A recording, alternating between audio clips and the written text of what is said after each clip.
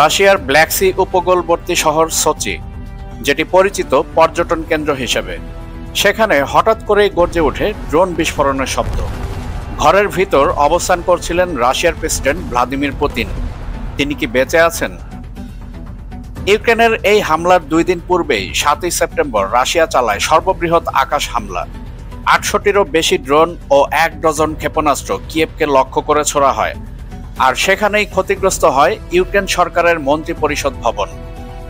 সে হামলায় শিশুসহ কয়েকজন প্রাণ হারান, শতাধিক মানুষ আহত হন। এই আঘাত ছিল এক প্রকার বার্তা ইউক্রেনের নেতৃত্ব রাশিয়ার টার্গেটে। ফলে ইউক্রেনের কৌশল পাল্টে যায়। এবার আর শুধু সীমান্ত বা সামরিক ঘাঁটি নয়, তাদের লক্ষ্য হয়ে ওঠেন রাশিয়ার প্রেসিডেন্ট ভ্লাদিমির পুতিন। সেই কারণেই 9 সেপ্টেম্বরের রাতে সোচির আকাশে ভেসে আসে ইউক্রেনীয় ড্রোন। প্রশ্ন উঠছে, এটা কি কেবল একটি সামরিক হামলা, নাকি সরাসরি প্রেসিডেন্টকে হত্যা করার প্রচেষ্টা? যদি তাই হয়, তাহলে যুদ্ধ এখন নতুন ও ভয়াবহ অধ্যায়ে প্রবেশ করেছে। আজকের ভিডিওতে আমরা খুঁজে বের করব সোচির সেই রাতের প্রতিটি মুহূর্ত, রাশিয়ার প্রতিক্রিয়া, আন্তর্জাতিক অঙ্গনে এর প্রতিধ্বনি, আর ভবিষ্যতে এই হামলা কিভাবে বিশ্বযুদ্ধের সম্ভাবনাকে বাড়িয়ে দিতে পারে। তাই ভিডিওর শুরু থেকে শেষ পর্যন্ত আমাদের সঙ্গে থাকুন। ভিডিওর মূল পর্ব শুরু করার পূর্বে আপনাদের কাছে অনুরোধ থাকবে, আপনারা অবশ্যই আমাদের চ্যানেলটি সাবস্ক্রাইব করবেন এবং সেই সাথে সাথে অল বেল আইকন নোটিফিকেশনটি অন করবেন এবং আমাদের ভিডিও অবশ্যই লাইক ও শেয়ার করে আমাদের সাথেই থাকবেন। রাশিয়ার প্রতিরক্ষা মন্ত্রণালয় জানায়, একসাথে কমপক্ষে 31টি ইউক্রেনীয় ড্রোন রাশিয়ার ব্ল্যাক সি উপকূলের দিকে উড়ে আসে। এর মধ্যে 15টি ব্ল্যাক সি এর আকাশেই ভূপাতিত হয়। 2টি ক্রিমিয়ার উপরে আর 2টি ক্রাসনোডার অঞ্চলে ধ্বংস করা হয়। কিন্তু কয়েকটি ড্রোন প্রতিরক্ষা ভেদ করে প্রবেশ করে সোচি শহরে। এতে করে প্রমাণিত হয় রাশিয়ার আকাশ ব্যবস্থা পুরোপুরি আক্রমণ ঠেকাতে সফল নয়। রাতের আকাশ হঠাৎ করে আলোকিত হয়ে ওঠে আগুনের শিখায়। স্থানীয় বাসিন্দারা আতঙ্কে ঘর থেকে বেরিয়ে আসতে থাকেন। প্রত্যক্ষদর্শীরা জানায়, মাত্র কয়েক মিনিটের মধ্যে একের পর এক বিস্ফোরণ শোনা যায়। একটি ড্রোনের ধ্বংসাবশেষ একটি গাড়ির উপর পড়ে, সেখানে চালক নিহত হন। 6টি বাড়ি ক্ষতিগ্রস্ত হয়, একটি সামরিক স্মৃতিস্তম্ভ ভেঙে পড়ে। সোচির মেয়র অ্যান্ড্রে প্রসুনিন টেলিগ্রামে ছবি পোস্ট করে জানান, শহরের অ্যাডলার্স্কি জেলায় সবচাইতে বেশি ক্ষয়ক্ষতি হয়েছে, যেটি সোচি আন্তর্জাতিক বিমানবন্দরের দক্ষিণে। ফলাফল, অবিলম্বে বিমান চলাচল স্থগিত ঘোষণা করে রাশিয়ার ফেডারেল এয়ার ট্রান্সপোর্ট এজেন্সি। সংবাদ মাধ্যম আরও জানায়, এই আক্রমণের কয়েক ঘন্টা পূর্বেই রাশিয়া স্কোয়াড্রনের একটি I-196-300PU বিমান সোচিতে পৌঁছেছিল। সংবাদ মাধ্যম অনুসারে বিমানটির টেইল নম্বর ছিল RA-96024, যা গত মাসে রাষ্ট্রপতি ডোনাল্ড ট্রাম্পের সাথে দেখা করতে আলাস্কায় যাওয়ার সময় ভ্লাদিমির পুতিন ব্যবহার করেছিলেন। কিন্তু সবচেয়ে বড় প্রশ্ন, ইউক্রেনের এই ড্রোন হামলার সময় রাশিয়ার প্রেসিডেন্ট কোথায় ছিলেন?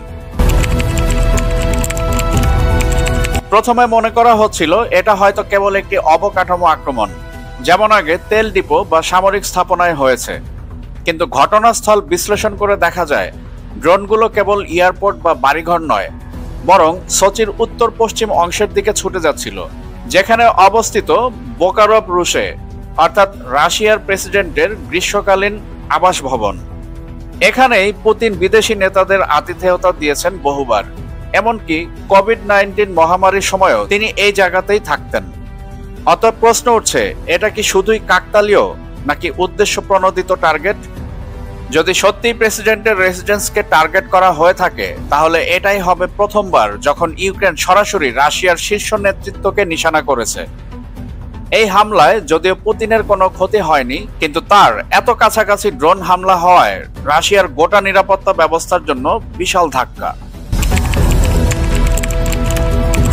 ক্রেমলিনের অফিসিয়াল বিবৃতি অনুযায়ী হামলার কয়েক ঘন্টা পূর্বেই পুতিন সোচি থেকে ভিডিও কলে ব্রিক্স সম্মেলনে যোগদান করেন। তাহলে কি তিনি তখনও রেসিডেন্সেই ছিলেন? কিছু স্বাধীন মিডিয়া রিপোর্ট বলছে পুতিন হামলার সময় সোচিতেই ছিলেন। মেডুজার মতো অনুসন্ধানী সংস্থাগুলো দাবি করেছে, ফ্লাইট ডেটা বিশ্লেষণ করলে বোঝা যায় প্রেসিডেন্টের সিকিউরিটি টিম তখনও সোচিতে কার্যক্রম চালাচ্ছিল। অন্যদিকে কিছু রুশ সংবাদ মাধ্যম বলছে নিরাপত্তার কারণে পুতিন নাকি 2024 সাল থেকে ওই রেসিডেন্ট কম ব্যবহার করছেন, এমনকি এর কিছু অংশ ভেঙে ফেলা হয়েছে। তাহলে আসল সত্য কি? পুতিন কি আসলেই সেই রাতে কয়েক কিলোমিটার দূরে বসে বিশ্ব নেতাদের সঙ্গে কথা বলছিলেন আর আকাশে তখন ঘুরছিল ইউক্রেনীয় ড্রোন? যদি তাই হয় তাহলে এটি শুধু রাশিয়ার নয়, পুরো বিশ্বের জন্যই এক ভয়াবহ মেসেজ। ইউক্রেনের কৌশল এখন অনেকটাই স্পষ্ট। রাশিয়া ক্রমাগত কিয়েভ সহ ইউক্রেনের বড় শহরগুলোতে ক্ষেপণাস্ত্র ও ড্রোন হামলা চালাচ্ছে। তাহলে ইউক্রেনও চাইছে রাশিয়ার অভ্যন্তরে অস্থিরতা তৈরি করতে। এর আগে তেল ডিপো, সামরিক ঘাঁটি, এমনকি মস্কোর কেন্দ্রেও ড্রোন হামলা হয়েছে। কিন্তু সোচি আক্রমণ আলাদা কয়েকটি কারণে। প্রথমত, এখানে রাশিয়ার প্রেসিডেন্টের রেসিডেন্স রয়েছে। দ্বিতীয়ত, এটি ব্ল্যাক সি অঞ্চলের একটি গুরুত্বপূর্ণ ট্যুরিস্ট হাব। এখানে হামলা মানে রাশিয়ার মর্যাদায় সরাসরি আঘাত। তৃতীয়ত, ব্রিক্স সম্মেলনের ঠিক পরেই এমন হামলা ঘটানো হয়েছে যা আন্তর্জাতিক কূটনীতির মাঝেই রাশিয়ার নিরাপত্তা নিয়ে প্রশ্ন তোলে। অতএব ইউক্রেন হয়তো এই মেসেজ দিচ্ছে, তুমি যতই বৈঠক করো, যতই শক্তিশালী হও, আমরা তোমার দরজায় গিয়েও আঘাত করতে পারি। রাশিয়া আনুষ্ঠানিকভাবে জানায় তাদের প্রতিরক্ষা ব্যবস্থা বেশিরভাগ ড্রোন ধ্বংস করেছে। তবু একজন সাধারণ মানুষের মৃত্যু আর 6টি বাড়ি ধ্বংস এটা প্রমাণ করছে আকাশ প্রতিরক্ষা পুরোপুরি কার্যকর নয়। এর জবাবে রাশিয়া সঙ্গে সঙ্গে ইউক্রেনের বিভিন্ন শহরে পাল্টা হামলা চালায়। ইউক্রেনীয় বিমান বাহিনী জানায় 84টি রুশ ড্রোন রাতারাতি লঞ্চ করা হয়, যার মধ্যে অন্তত 60টি ধ্বংস করা সম্ভব হয়েছে।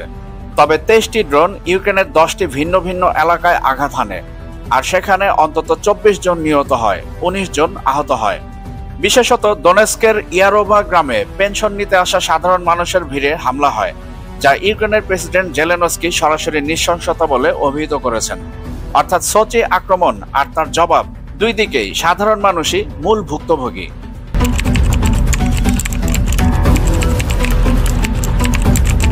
এই হামলার পর যুক্তরাষ্ট্র ও ইউরোপীয় ইউনিয়ন দুই দিকেরই নিন্দা করেছে। ওয়াশিংটন বলেছে, আমরা ইউক্রেনের আত্মরক্ষার অধিকারকে সমর্থন করি, তবে বেসামরিক টার্গেট হওয়া উচিত নয়। ইউরোপীয় ইউনিয়ন থেকেও একই ধরনের বিবৃতি এসেছে। জাতিসংঘের মহাসচিব আন্তোনিও গুতেরেস গভীর উদ্বেগ প্রকাশ করেছেন। যুদ্ধ ক্রমেই সীমান্ত ছাড়িয়ে যাচ্ছে, এভাবে চলতে থাকলে আঞ্চলিক স্থিতিশীলতা ভেঙে পড়বে। তবে একথা পরিষ্কার, পশ্চিমা শক্তিগুলো ইউক্রেনকে দায়ী করছে না, বরং এটাকে রাশিয়ার আগ্রাসনের প্রতিক্রিয়া হিসেবে দেখছে।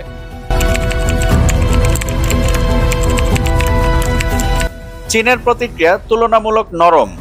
বেইজিং বলছে, আমরা সংযম চাই এবং যে কোনো আলোচনার টেবিলে ফেরার আহ্বান জানাই। ভারতও প্রায় একই সুরে কথা বলছে, বিশেষ করে ব্রিক্স এর অংশীদারিত্বের কারণে। মধ্যপ্রাচ্যের দেশগুলো প্রতিক্রিয়া কিছুটা আলাদা। ইরান সরাসরি রাশিয়ার পাশে দাঁড়িয়ে বলেছে, এটি প্রমাণ করছে পশ্চিমা অস্ত্র সরবরাহ যুদ্ধকে আরো রক্তক্ষয়ী করছে। সৌদি আরব অপেক্ষাকৃত নিরপেক্ষ থেকেছে, তবে উদ্বেগ প্রকাশ করেছে। তুরস্ক জানিয়েছে, এভাবে সীমান্ত ছাড়িয়ে আক্রমণ হলে পুরো অঞ্চল অস্থিতিশীল হয়ে উঠবে। অতএব বোঝাই যাচ্ছে, যুদ্ধ কেবল রাশিয়া ও ইউক্রেনের মধ্যে সীমাবদ্ধ নেই, বরং ব্রিক্স থেকে শুরু করে মুসলিম বিশ্ব পর্যন্ত সবার নজর এখন সোচির ঘটনার দিকে।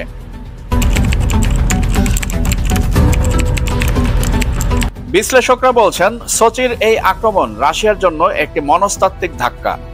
পুতিন যতই শক্তি প্রদর্শন করুক, এখন তার নিজের ঘরের নিরাপত্তাও প্রশ্নের মুখে। এর প্রতিক্রিয়ায় রাশিয়া হয়তো আরও তীব্র ক্ষেপণাস্ত্র হামলা চালাবে, কিংবা ইউক্রেনের বিদ্যুৎ ও জ্বালানি অবকাঠামো ধ্বংসে মনোযোগ দেবে।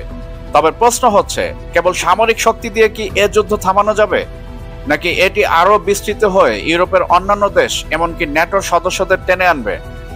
বিশেষজ্ঞরা বলছেন, যদি পুতিন সত্যি সেই রাতে বিপদে পড়তেন, তাহলে এর ফলাফল কল্পনার বাইরে চলে যেত।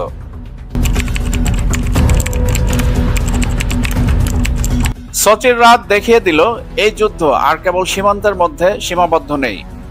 ড্রোন এখন সরাসরি প্রেসিডেন্টের দরজায় পৌঁছে যাচ্ছে। রাশিয়ার জন্য এটি কেবল সামরিক নয়, বরং মর্যাদার প্রশ্ন।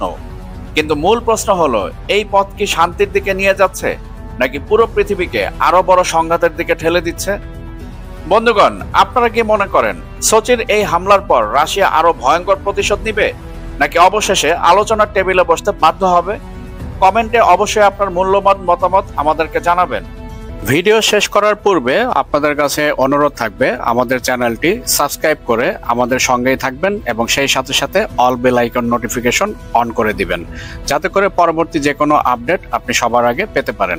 আর অবশ্যই আমাদের ভিডিও লাইক এবং শেয়ার করবেন।